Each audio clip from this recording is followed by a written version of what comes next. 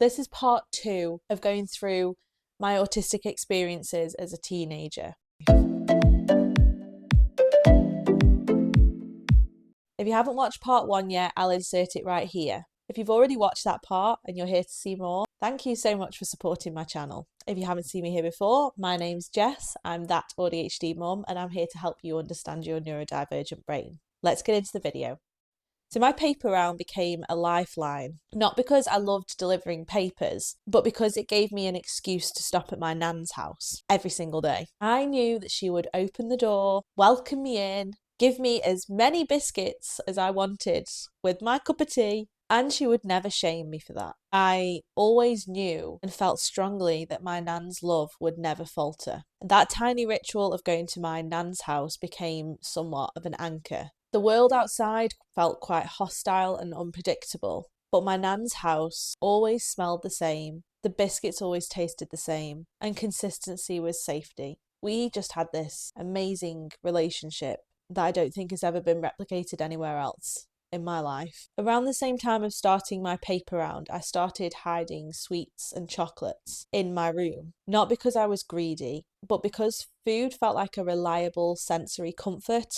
The taste, the texture, the smell, they sort of lit up my brain in ways that people never could. For me, it wasn't just the eating, it was the crunch, the melt. Every bite gave me this little hit of relief. From an ADHD perspective, it makes even more sense. My brain was constantly understimulated and overstimulated at the same time. Food gave me dopamine. It gave me calm and focus just for a moment. When the rest of life felt overwhelming, I knew exactly how that bite of chocolate would feel. That predictability was soothing in a way that relationships and school never were. Looking back, I can see now that was probably when I really learned that food helped me regulate. At the time, though, that wasn't about control or punishment. It was about comfort, sensation, and those brief flashes of peace in a brain that pretty much rarely stopped moving. Food wasn't my only coping mechanism. I built entire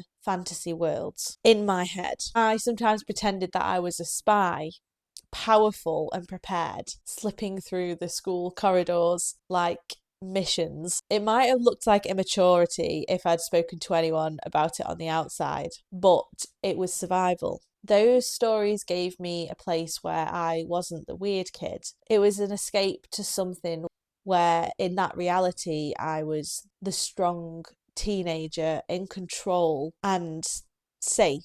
This is actually something that many autistic teenagers do. Coping mechanisms often look unusual or misunderstood. Maybe you repeated certain routines, reread the same book until the pages were worn out, or maybe you lined up objects because the order made sense when life didn't. These things can look like quirks or even bad habits, but they're regulation strategies, ways of soothing a nervous system that is constantly under threat. If your way of coping doesn't look like everyone else's, maybe you retreat into fantasy worlds, maybe it's your gaming system, maybe you hide snacks, maybe you find safety in rituals or repetition. That doesn't make it wrong, it makes it yours.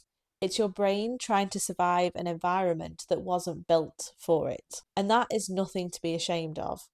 As my teens went on, the cracks widened. All of the things that I'd been doing quietly to cope, the masking, the biscuits at nan's, hiding sweets and chocolate, the spy fantasies, they just weren't enough anymore. My nervous system was permanently on high alert and my self-esteem was practically non-existent. And that's when my coping strategies shifted into things that from the outside probably looked like rebellion. I began restricting food. At first, it felt like I was completely in control. It felt like a relief, this hollow lightness, this distraction of counting everything all the time. It gave me a sense of control in a world where I didn't feel like I was in control of anything else. And, well, everyone had told me how fat I was growing up, so I just saw it as a win-win. Get control, lose weight, be more likeable, maybe it would solve all my problems, right? Food up to that point had been my sensory comfort and a dopamine hit, but it also became the one thing that I could withhold from myself, a way to punish my body and a self that I thought everyone else rejected. But restriction has a cruel backlash. Over time, starving my body would trigger episodes of losing control around food. I would then eat in a way that felt frantic. Then I'd drown in shame and self-loathing afterwards. That cycle, restrict, lose control, self-hate, start again, became a trap. What began as a coping mechanism slowly spiraled into a full eating disorder. And because no one understood how my brain worked, it was just misread as greed or weakness and not as the trauma response that it was. A study found that there is a high overlap between autism and eating disorder behaviours, particularly in girls. What might start as a comfort or predictability can easily get mislabelled. I did also hurt myself in other ways. For years, I thought that it was just a way to release the feelings that I couldn't express. But recently, I've realised that it was also a sensory experience. When my brain was overloaded, I often felt either unbearably too much or completely numb, like my body didn't belong to me. And pain tended to cut through that fog. It gave me a sharp, undeniable signal, and it felt like it grounded my body in a way that nothing else did. It wasn't about drama or attention, it was about that sensation, about trying to feel something clear and predictable when everything else was just too confusing. And that's another thing that people rarely understand about autistic teenagers. Just as we might seek sensory input through stimming, rocking, or chewing, some of us can end up seeking it through harmful means as well, especially if we're overwhelmed or unsupported. It isn't healthy, but it is explainable. And once you understand that, you can start to replace it with safer ways to get sensory relief.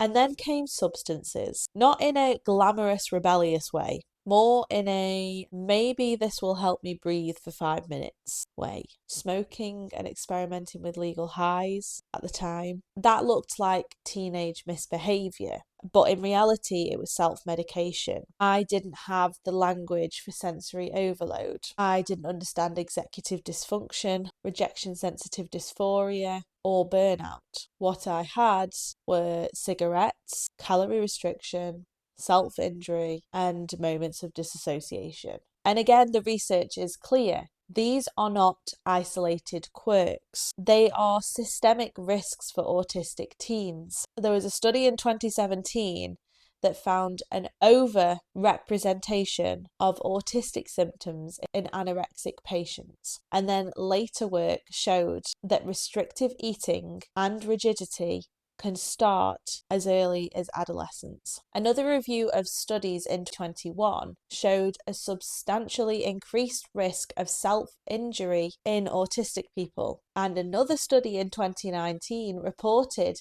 that autistic females were more than 3 times likely to die by suicide than their non-autistic counterparts. And again, that's not just girls. I am a girl, so I focus on that data a lot.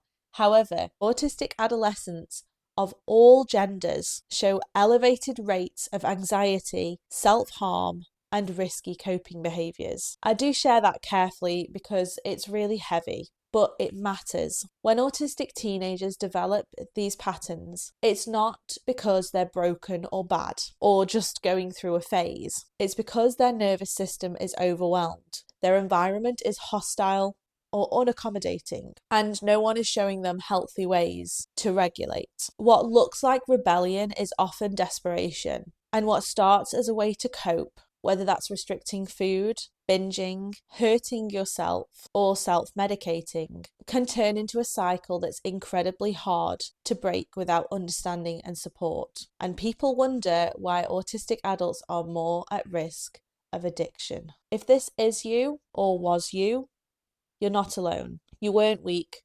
You weren't being dramatic. You were surviving with the tools that you had at that time. And that is nothing to be ashamed of.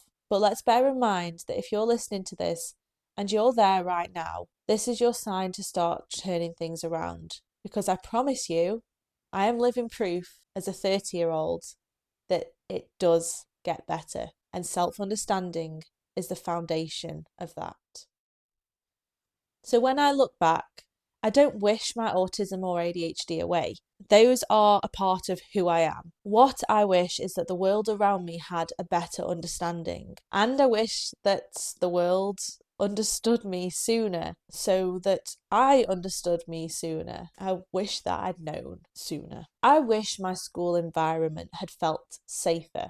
The noises, the constant movement between classrooms, the dull lighting, all of that fed into a feeling of unease. I rarely felt calm in those classrooms. Instead, I was anxious all the time, waiting for the next shout, the next slam, the next moment that made my chest tighten. That background anxiety made it almost impossible to learn in a lot of classrooms. It's not that much to ask to feel like your environment is safe and steady. That could have made such a difference. I wish that teachers had been taught to see overwhelm and not laziness. To know that a child staring into space or nodding off isn't them being defiant. They're exhausted, overloaded, trying to regulate. If my teachers had seen that, maybe they would have responded with support instead of disappointment. I wish that there had been a truly safe way to report bullying, one that didn't make it worse for me. I ended up learning to stay silent because speaking up only increased the danger. And that silence became part of me and something that I still struggle with now. And most of all, I wish that I'd had a chance to be assessed without stereotypes of what autism should be or should look like. Because when you don't have an explanation, you start to invent one. I decided that I was lazy, broken, and unlikable. I punished myself for not fitting in. I tried to erase myself to become acceptable. If I'd have known that I was autistic and had ADHD, maybe I could have understood my struggles as differences and not defects. The science agrees. For years, people have believed that autism was 4 times more likely in boys than girls, but newer studies have shown that was never the case. That was never the full picture. A 2017 study demonstrated that once diagnostic bias is accounted for, the ratio drops to around 3-1 boys to girls. And more recent research suggests that the true prevalence is more like 1-1, meaning that just as many autistic girls exist as boys, but they're far more likely to be misdiagnosed or diagnosed much later. That bias doesn't just delay the label, it delays a self-understanding, accommodations, and support at the very stage of your life where self-esteem is forming. Being an undiagnosed autistic child and then an undiagnosed autistic teen has had a lasting effect on my sense of self. Even though I am doing so much better now, my early to mid 20s was still very fragile because I was still reeling in the belief that I was lazy, dramatic, or broken. I was diagnosed at 28, and that's what a late diagnosis does. It doesn't just withhold services, it warps your identity. If those changes had been in place, maybe my story and thousands like it would have been different. Maybe I wouldn't have punished myself for so long. Maybe I would have been able to see myself as worthy of kindness much sooner. And that's why I talk about this now. Because diagnosis isn't just a label, it's a map, a framework, a chance to stop blaming yourself and start understanding yourself. If you relate to any of this, I want you to hear this clearly. You weren't lazy, dramatic, or broken. You were surviving in an environment that didn't fit your brain. And your story matters because the more that we talk about these hidden struggles, the less invisible the next generation of autistic teens will be. If this resonated with you, I would love for you to subscribe. The more this channel grows, the more free resources I can create. All of my free resources and more is linked down in the description. You're not alone and you deserve support. Thanks for watching, and let's remember, let's make this space make sense for our brains.